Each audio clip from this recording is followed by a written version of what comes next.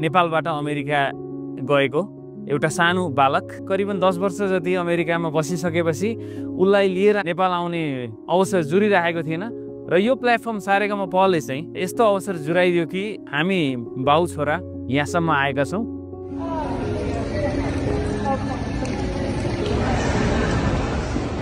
मलाई नेपाल पहिलोचोटि आउँदा राम्रो लागेको छ।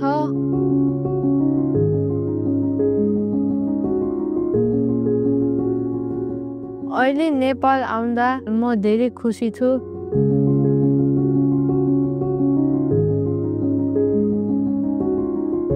म्युजिकको पावर यति हुन्छ कि न म्युजिकको भाषा हुन्छ न कुनै बाउन्ड्री हुन्छ, त्यही कुराले नै उसलाई यहाँसम्म तानेको छ। नेपाल ल्याउन पाउँदा म एकदमै खुसी छु। भनौँ न एक खालको उसले त आफ्नो धर्म संस्कृति रीतिरिवाज परम्पराहरू हरेक कुराहरू एभ्रिडे स्कुलिङ भइरहेछ।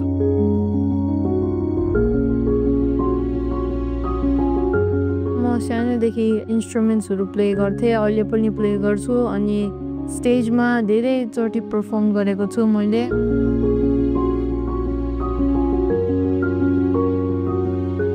म हल्का नर्भस भएको छु तर पर्फर्म गर्दा म कन्फिडेन्टली पर्फर्म गर्छु।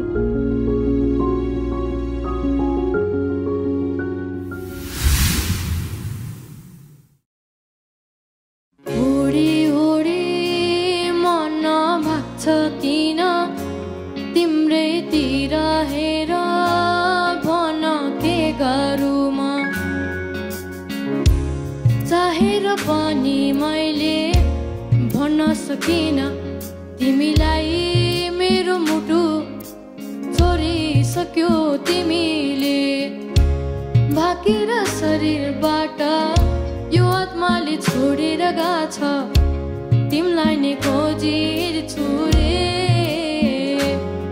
मेरो दिन बर्बाद भयो यादमा तिम्रो फेरि बिहानीको सुरुवात भयो यादमा तिम्रो फेरि मेरो दिन बर्बाद भयो यादमा तिम्रो फेरि बिहानीको सुरुवात भयो यादमा तिम्रो फेरि उडी उडी मन भाग्छ किन तिम्रैतिर हेर भन के गरौँ म मुस्कानले तिम्रो मेरो मन सारङ्गी झैँ आज बज्न थाल्यो भन के गरौँ म के गरौँ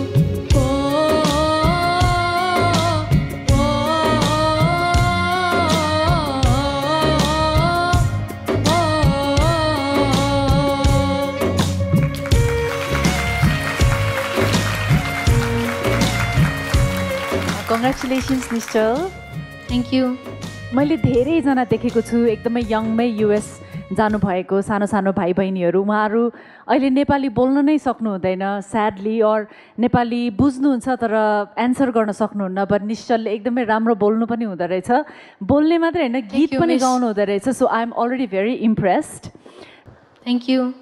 सो अब नेक्स्ट राउन्डदेखि चाहिँ हजुरबाट अझै गाह्रो गीतहरू, डिफिकल्ट सङ्ग्सहरू, अरू अरू जनरको गीतहरू पनि सुन्न पाऊँ है। Thank you.